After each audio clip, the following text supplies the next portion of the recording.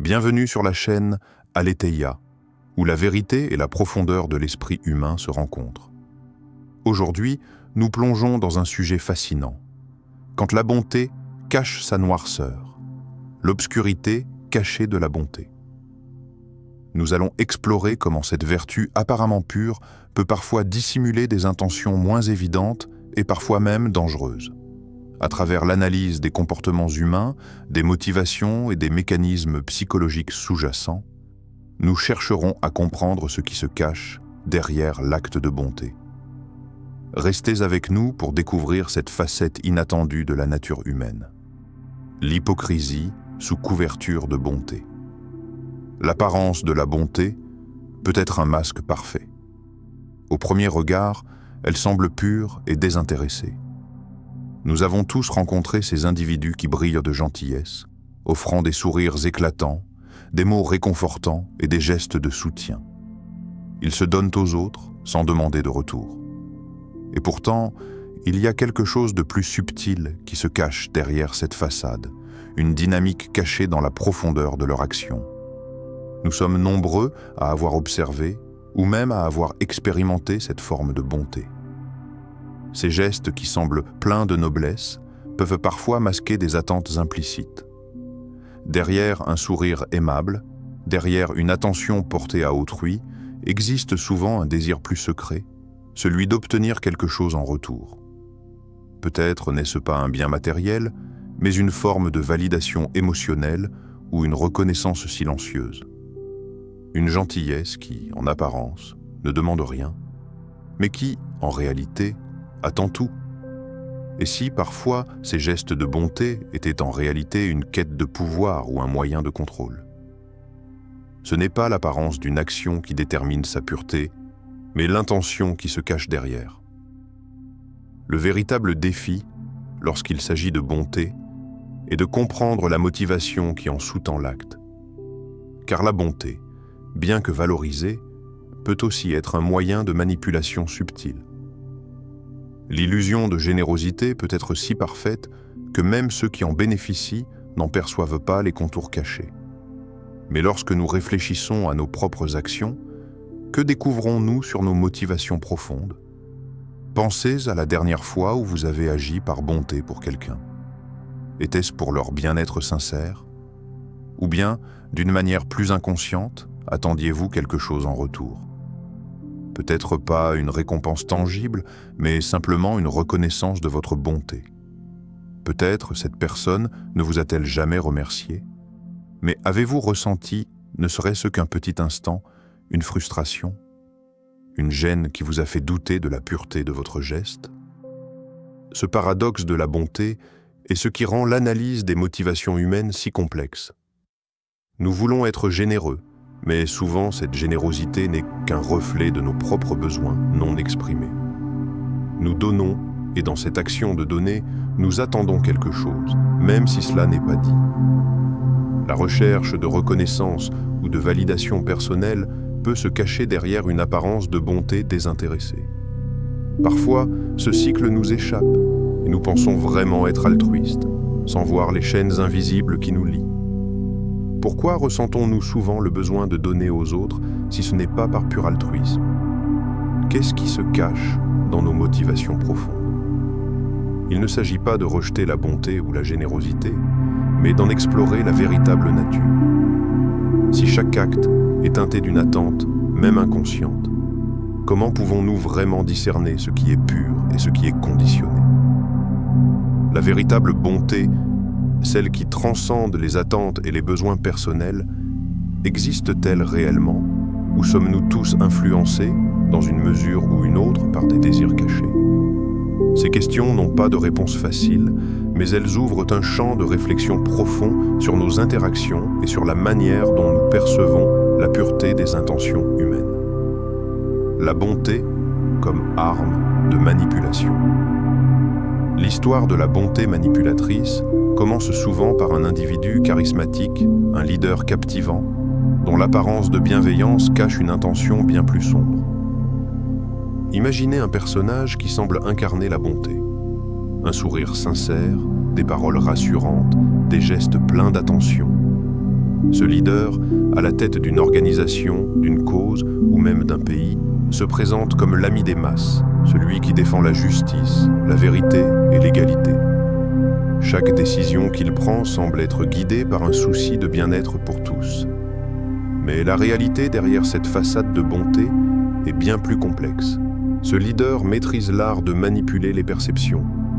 Il tisse une toile de compassion, où chaque parole qu'il prononce semble pleine de sagesse et chaque geste d'apparence désintéressée renforce l'image d'un homme humble, bienveillant et soucieux des autres. Et pourtant, derrière ce masque de gentillesse, il orchestre un jeu de pouvoir. Son vrai but, contrôler, diriger et maintenir une autorité sans contestation. Il utilise cette bonté apparente pour influencer les masses, les convaincre que ses intentions sont pures, et ainsi les amener à accepter, sans résistance, ses choix et ses ordres. Chaque sourire devient un outil de manipulation. Chaque acte de générosité, une tentative de tordre la réalité à ses fins. En offrant quelque chose, une aide, un soutien, un bénéfice apparent, il attire l'âme humaine, cette âme qui cherche constamment à se sentir reconnue et appréciée. Mais cette générosité a un prix. Ce prix se manifeste par la soumission à son autorité, l'acceptation tacite de ses décisions et la fidélité aveugle à sa vision. Exemple. Imaginez un dirigeant politique. Il apparaît toujours souriant et engageant, en prônant des valeurs de justice et d'égalité. Il s'engage publiquement à lutter pour les droits des opprimés, à défendre la liberté et l'équité. Aux yeux du public, il est l'incarnation même de la bonté. Mais en coulisses, il utilise ses idéaux pour renforcer sa propre position, son pouvoir personnel, et maintenir une domination étouffante sur ceux qui l'entourent. Son discours de compassion devient un moyen de manipuler les esprits, de diriger les masses selon ses désirs, tout en se cachant derrière la façade d'un homme de bien. L'utilisation stratégique de la bonté est subtile mais redoutablement efficace. Ce genre de leader ne demande rien explicitement, mais son offre de bonté crée un sentiment de dette chez ceux qui en bénéficient. Et lentement, sans que les individus ne s'en rendent compte, ils deviennent dépendants de lui, de ses actions et même de sa vision. La véritable bonté ne cherche pas à être vue, elle se manifeste dans l'absence de tout intérêt. Ce phénomène de manipulation se joue à un niveau psychologique profond. Nous sommes tous enclins à accorder notre confiance à ceux qui nous offrent de la bienveillance, sans même nous demander si leurs intentions sont réellement désintéressées. Mais qu'en est-il de notre propre rôle dans ce jeu de pouvoir ? Sommes-nous parfois complices, sans même nous en rendre compte, de cette manipulation en croyant aux façades de la bonté ? Lorsque nous nous laissons influencer par des gestes qui semblent pleins de sincérité, ne devenons-nous pas en réalité des instruments dans le jeu de ceux qui utilisent cette bonté comme une arme ? Est-ce que nous sommes parfois complices, sans même nous en rendre compte, de cette manipulation en croyant aux façades de la bonté ? La bonté, dans son essence la plus pure, est un acte désintéressé. Mais lorsqu'elle devient un outil pour manipuler les autres, elle perd sa pureté. Le plus grand défi que nous ayons à relever est de discerner la véritable bonté de son ombre et de comprendre que derrière chaque sourire peut se cacher une intention plus profonde, plus calculée.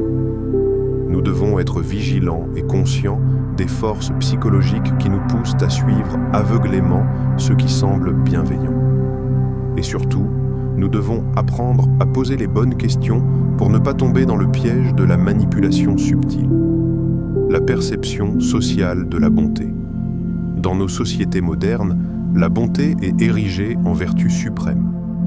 Elle est enseignée dès le plus jeune âge comme un idéal à atteindre, une valeur qui, selon les principes moraux partagés, doit être cultivée pour le bien-être collectif. Être généreux, empathique et prêt à tendre la main à l'autre est perçu comme une marque de noble caractère. De plus en plus, les actes de bonté sont mis en avant comme des modèles de conduite à suivre, des comportements applaudis et récompensés.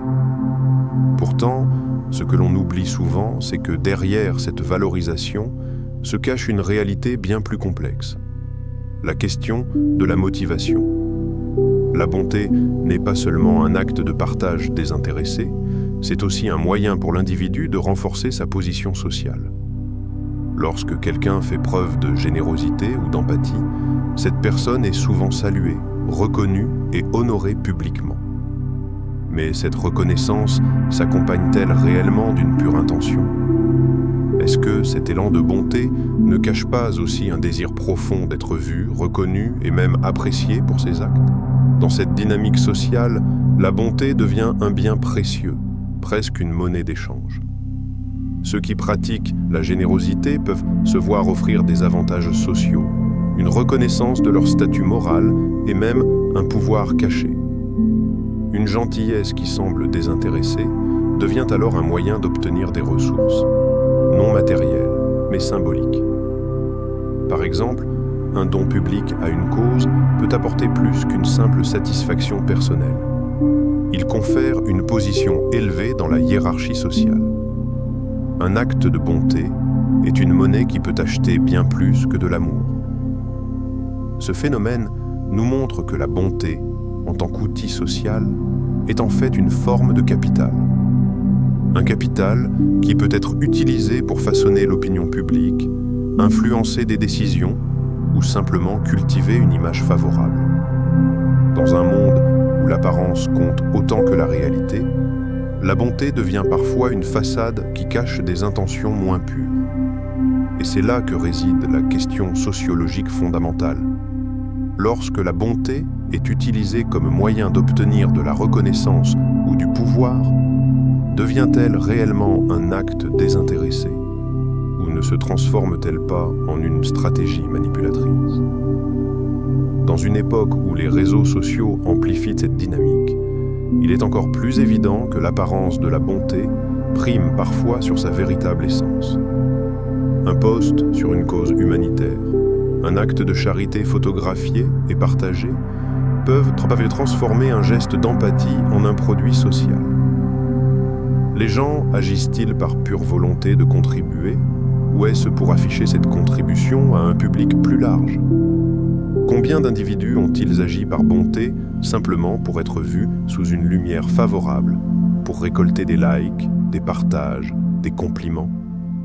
La véritable question est, jusqu'à quel point cette recherche de validation est-elle ancrée dans nos comportements quotidiens ?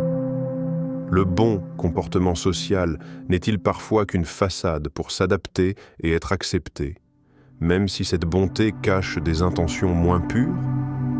La pression sociale nous pousse parfois à adopter des comportements bons pour nous conformer à ce qui est jugé moralement acceptable. Mais qu'en est-il des motivations sous-jacentes ? Est-ce que le simple fait d'agir avec bonté pour obtenir une récompense sociale ou une validation personnelle diminue la valeur de l'acte ? Ou est-ce que, finalement, la société elle-même transforme la bonté en une stratégie où la pureté de l'intention s'efface au profit de l'apparence ? Ces questions nous poussent à réfléchir sur la véritable nature de la bonté dans un monde où l'image prend souvent le pas sur l'essence. Les dangers de la bonté non réfléchie. La bonté, dans son essence, est une qualité admirable. Cependant, lorsqu'elle est offerte sans discernement, elle peut devenir aussi destructrice que la malveillance consciente. Nous vivons dans une société où le fait de donner sans cesse, d'être toujours prêt à aider, semble être la norme. Pourtant, cette approche aveugle de la bonté comporte des risques considérables. Un geste généreux, s'il n'est pas réfléchi, peut entraîner un épuisement émotionnel chez celui qui donne et créer des dépendances malsaines chez ceux qui reçoivent. Donner sans limite, sans évaluer les besoins réels de l'autre ou sans considérer les conséquences sur soi-même, peut finalement nuire à tout le monde, y compris à celui qui pense être généreux. Imaginez quelqu'un qui, dans son désir de faire le bien autour de lui, se retrouve constamment sollicité. Il répond à chaque demande, il aide à chaque occasion, il se sacrifie sans jamais se poser la question de son propre bien-être. À première vue, Cela semble noble, mais à long terme, cette générosité excessive peut le laisser épuisé, vidé de ses ressources émotionnelles, physiques et même financières. Il peut même en venir à ressentir un sentiment de frustration ou de rancœur envers ceux qu'il a aidés, car il n'a pas su préserver ses limites. C'est là que la véritable bonté entre en jeu. Elle doit être consciente, mesurée et équilibrée. La véritable bonté ne consiste pas simplement à offrir ce que l'on peut donner sans réfléchir, mais à comprendre ce que l'on peut réellement offrir, sans sacrifier sa propre santé, son temps ou ses ressources de manière insensée. Parfois, dire non à une demande, même lorsque cela semble difficile, est en réalité l'acte le plus généreux et bienveillant que l'on puisse offrir. Car refuser de donner ce que l'on n'a pas à offrir, c'est protéger son propre bien-être et, paradoxalement, offrir à l'autre la chance de grandir par lui-même. Parfois, la plus grande bonté réside dans le refus de donner ce que l'on n'a pas à offrir. Le discernement est la clé pour pratiquer une bonté qui soit véritablement bénéfique. Nous devons apprendre à dire non lorsque c'est nécessaire, à nous protéger des demandes excessives et à comprendre que la générosité véritable n'est pas synonyme de sacrifice permanent. Il est important de se rappeler que la bonté ne doit pas toujours se manifester par un acte extérieur visible, mais parfois par une action intérieure, comme prendre soin de soi, établir des limites saines, et reconnaître que nous ne pouvons pas tout faire pour tout le monde. Il est également crucial de se demander: sommes-nous prêts à nous sacrifier sans réfléchir aux conséquences sur notre propre bien-être ? Nos besoins émotionnels, physiques et mentaux méritent d'être respectés. Donner sans réserve peut parfois masquer une volonté de se sentir valorisé ou aimé. Mais cela peut aussi nous faire ignorer que la véritable générosité repose sur un équilibre entre prendre soin de soi et prendre soin des autres. La vraie bonté, celle qui a du sens, est celle qui se manifeste dans l'équilibre. Elle est consciente et bienveillante, non seulement envers les autres, mais aussi envers soi-même. Ce n'est pas en se donnant sans compter que l'on devient plus humain ou plus généreux. C'est en comprenant les besoins réels des autres, en établissant des limites et en s'assurant que notre propre bien-être est préservé. Comment pouvons-nous cultiver une bonté véritablement désintéressée sans tomber dans l'excès qui mène à la souffrance personnelle ? Pour cultiver une bonté saine et équilibrée, il faut d'abord développer la conscience de soi et du monde autour de soi. Nous devons apprendre à évaluer les situations, à comprendre nos propres limites et à reconnaître que la générosité ne consiste pas à tout sacrifier, mais à offrir ce que l'on peut de manière réfléchie et bienveillante. Parfois, la plus grande bonté réside dans un acte de réticence, dans le courage de dire non lorsque c'est nécessaire, et dans la compréhension que, parfois, protéger notre propre énergie est la meilleure façon de pouvoir donner de manière authentique aux autres à long terme. La bonté, ce masque brillant de générosité, peut en effet cacher une multitude de nuances obscures. De l'hypocrisie, déguisée à la manipulation subtile, en passant par l'obsession du pouvoir social, il est essentiel de scruter nos propres motivations. En fin de compte, la question n'est pas seulement de savoir si nous agissons bien, mais pourquoi nous agissons ainsi. Et lorsque nous parvenons à voir au-delà de la surface, nous sommes plus capables de distinguer la véritable bonté de son ombre. Si ce que nous avons exploré aujourd'hui résonne en vous, prenez un moment pour réfléchir à vos propres actions de bonté. Êtes-vous parfois pris dans le piège du sacrifice excessif, ou bien pratiquez-vous une générosité réfléchie et équilibrée ? La véritable bonté ne réside pas seulement dans ce que vous donnez, mais dans la manière dont vous le faites. Posez-vous la question. Êtes-vous prêt à établir des limites et à dire non lorsque nécessaire pour préserver votre bien-être ? Si vous souhaitez continuer à explorer les profondeurs de la psychologie humaine et à découvrir des réflexions pratiques sur la manière de mieux comprendre vos comportements, abonnez-vous à notre chaîne Aletheia. N'oubliez pas de liker cette vidéo si elle vous a parlé, de la partager avec ceux qui pourraient en bénéficier et de laisser un commentaire pour nous dire comment vous appliquez ces principes dans votre vie. Ensemble, cultivons une bonté véritable et réfléchie.